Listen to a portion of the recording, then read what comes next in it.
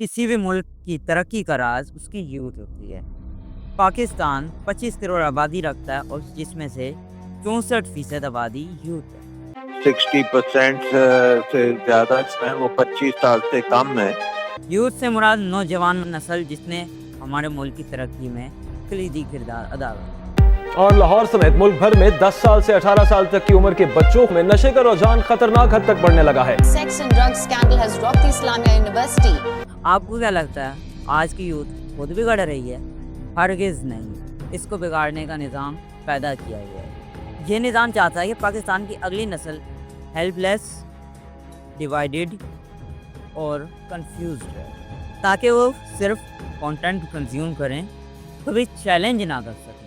अगर शुरू से शुरू किया जाए तो शुरू में स्कूल आ जहाँ से ये नौजवान नस्ल परवान तोड़ती है, लेकिन इधर का निज़ाम वही outdated text books, underpaid teachers, irrelevant syllabus और क्रिटिकल थिंकिंग पे बिल्कुल बैन। और क्रिएटिविटी उसका तो पूछिए मत। अगर out of the box think करोगे तो तुम गलत हो। क्यों? क्योंकि निज़ाम नहीं चाहता कि तुम बाहर देख।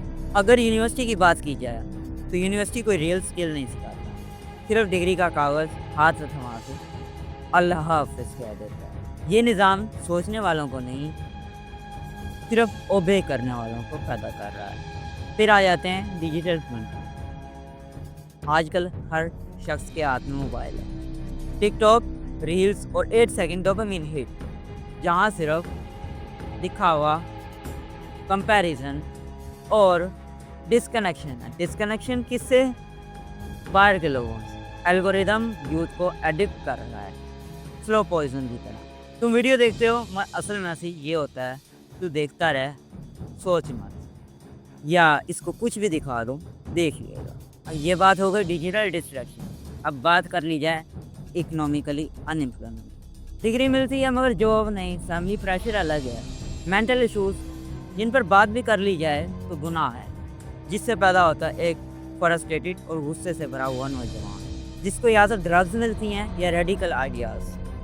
यही तो सिस्टम चाहता है कि एक गुस्से से भरा नौजवान पैदा हो जो सोचे ना, जो इसमें इमोशंस ना हों, जो इमोशनली डिस्कनेक्टेड हो, जिसके पास सोचने की सलाहियत ख़त्म हो। यानी कि तुम अपने आप को हार जाओ या फिर किसी ऐसी आइडियोलॉजी का शिकार बन जाओ जिसमें लॉजिक ना हो, सिर्फ इमोशंस आ ही गए हैं। तो अब इमोशंस को डिज़ाइन करने में हमारे मीडिया का भी कलीदी किरदार है।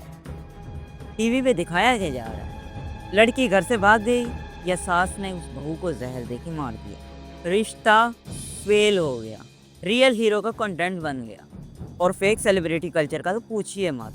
जैसे कि सना यूसुफ की कातिल ने बड़ी बड़ी हीरोइंस के साथ तस्वीरें बनाई मगर एक ने इनकार किया तो उसको गोली मार। सिस्टम चाहता ही यही है, जितना ज़्यादा कंफ्यूज हो गए उतना ही आसान इनको कंट्रोल करना होगा। बात यही है कि सिस्टम हमें कंट्रोल करना है। ये सब रैंडम नहीं हो रहा, ये एक सोची समझी साजिश है। एक जनरेशन को ऐसे पलने दो कि वो सिर्फ तमाशे देखते रह जाए। यूथ जिसे फ्यूचर का लीडर कहा जाता है उसको सिर्फ कंटेंट कंज्यूमर बना दिया गया है। लेकिन अगर तुम सिर्फ देखते रहोगे तो वो जीत जाएंगे, और अगर तुमने सोचना शुरू कर दिया तो उनका सिस्टम गिर जाएगा। और ये है इदराक।